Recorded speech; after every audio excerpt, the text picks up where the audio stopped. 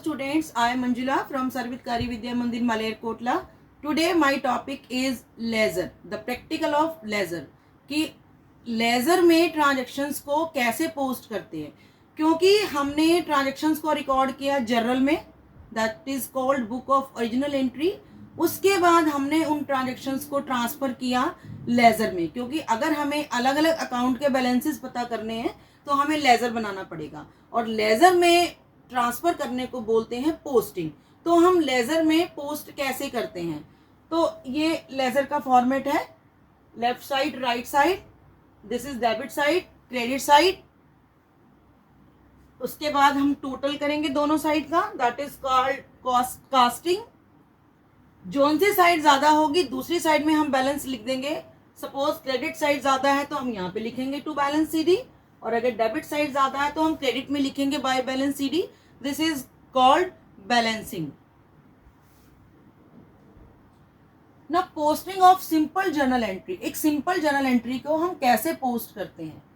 Suppose transaction है rent paid ₹5000, हमने 5000 का रेंट पे किया है, किराया पे किया है।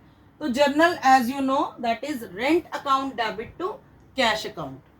रेंट अकाउंट को डेबिट कर दिया क्योंकि एक्सपेंस है इसलिए इंक्रीज हो रहा है तो डेबिट किया है। उसके बाद कैश एसेट है, एसेट हमारी डिक्रीज हो रही है तो क्रेडिट कर दिया, तो एंट्री हो गई rent account debit to cash account. अब इसको लेजर में कैसे पोस्ट करेंगे, दो अकाउंट हमें बनाने पड़ेंगे, रेंट अकाउंट और कैश अकाउंट।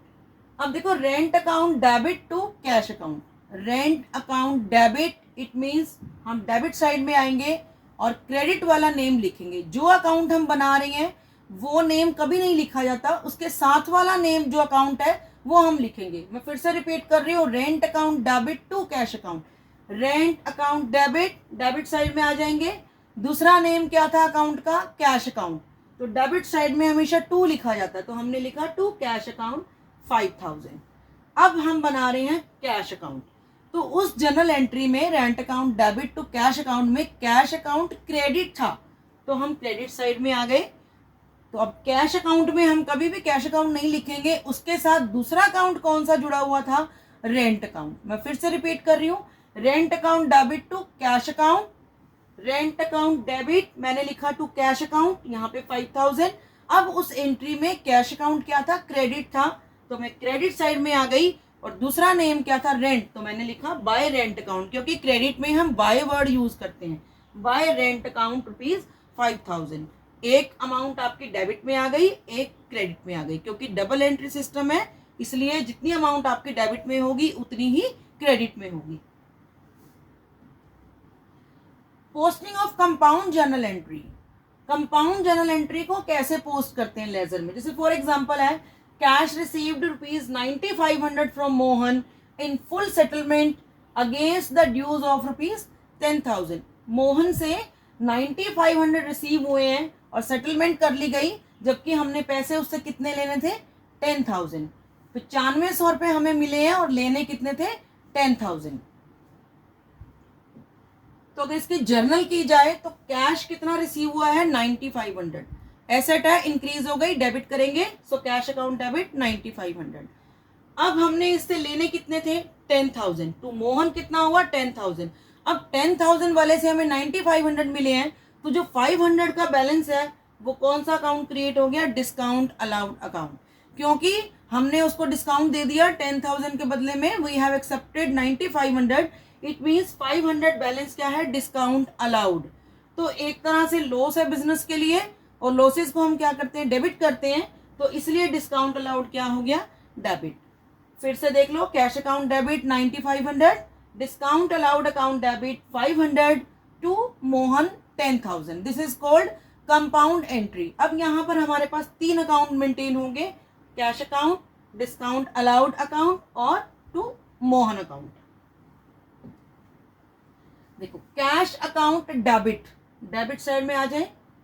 अब डेबिट के साथ जो डेबिट है वो हमने नहीं लेना, जो क्रेडिट वाला है वो लेंगे। जो अकाउंट हम बना रहे हैं वो नेम नहीं मेंशन करना, जो उसके साथ डेबिट के साथ क्रेडिट जुड़ा हुआ है वो लेंगे, क्रेडिट के साथ जो डेबिट है वो लेंगे।